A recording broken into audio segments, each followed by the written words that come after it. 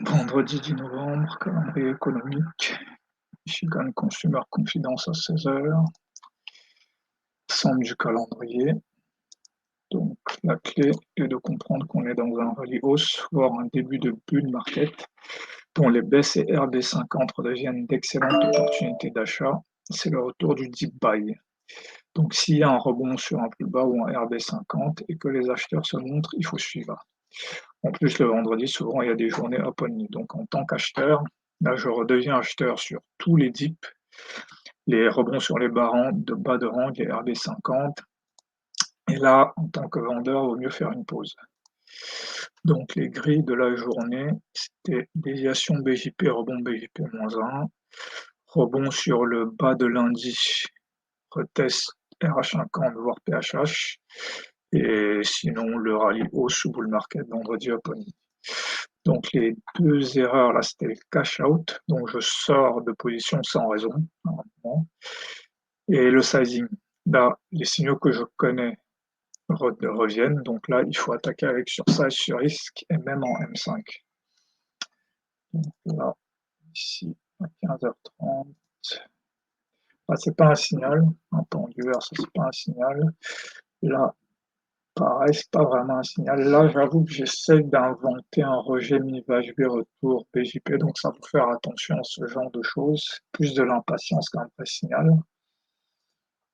Mais ça pouvait se vendre aussi, parce que bon, il y avait quand même la possibilité d'aller retester le mi-VU, donc pouvait se vendre, mais dans un contexte de bull market ou de rallye hausse, il vaut mieux éviter ce genre de vente. Voilà. Ici, là on a voilà, là on vient rebondir sur le mi-J0, mi-VU. Là, ici, la petite erreur quand même, parce que là, en fait, avant la clôture, je sais pas, je me mets à faire autre chose, donc ça, faut faire attention à ce genre d'erreur d'inattention. Vraiment rester concentré jusqu'à la clôture des bougies. Donc là, j'achète ici. Ici, j'achète, là, c'est normal, voilà, un marou qui casse le H1530, j'achète, pas de problème. Ici, je rajoute, et c'est là où en même temps, en fait, je sors de ma première position sans vraiment de raison. C'est juste parce que je voulais pas avoir plusieurs positions, mais c'est pas un motif valable. J'aurais dû conserver la position. Là, j'aurais même pu rajouter ici, voilà, parce qu'il est 17h30. Bon, ça, je fais ma pause à 17h30, donc ouais. Vu que j'avais 3 positions, c'était suffisant, mais j'aurais pu rajouter ici.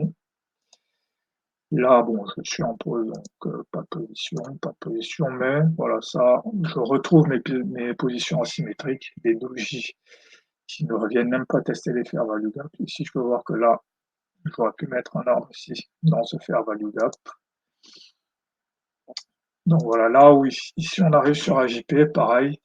Ici, on ne va pas, je ne vais pas vendre sur AJP parce que là, on est dans un mode up only. Donc le plus probable, c'est qu'on break et qu'on aille clôturer sur le plus haut de la journée. Donc là, c'est des contextes très, très spécifiques.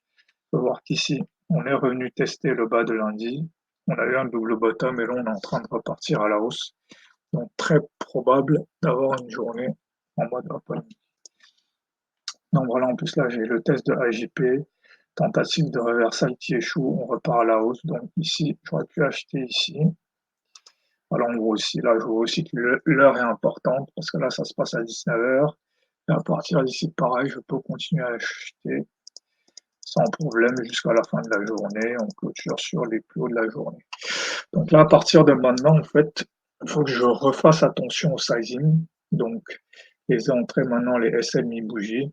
Faut que je me remette ça en mémoire. Les entrées en pourcentage de capital, non plus simplement ici maintenant, entrée n'est plus suffisant en fait. Là maintenant, il faut vraiment penser sizing, augmenter la taille de position. Et donc quand on est dans ce genre de marché en easy mode, en fait, essayer la protection de capital ne fonctionne plus en fait. Là, c'est contre-productif parce que là, il faut vraiment passer en mode, il n'y a qu'une seule chose à faire, c'est d'acheter.